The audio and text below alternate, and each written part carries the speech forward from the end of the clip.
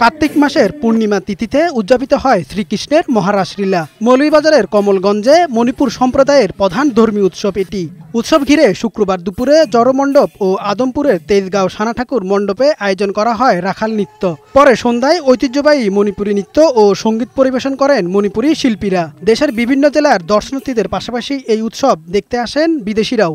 রাখাল নৃত্য দর্শন করতে আসছে আর খুব আনন্দ লাগতেছে আমাদের।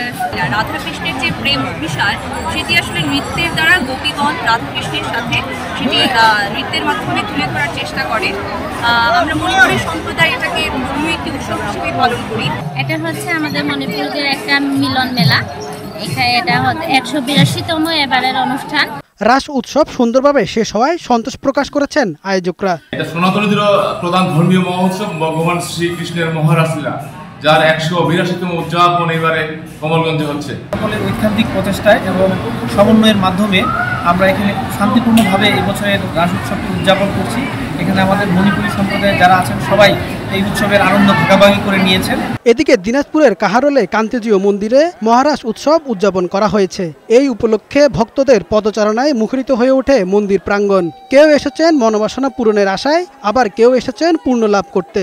উৎসব উপলক্ষে মন্দির প্রাঙ্গণে শুরু হয়েছে মাসব্যাপী রাসের মেলা। গোবিন্দের কাছে অবশ্যই মানসিক করতেছি মানুষজন আমরা যেন ভালো থাকি, সুস্থ থাকি, দেশ যেন ভালো থাকে।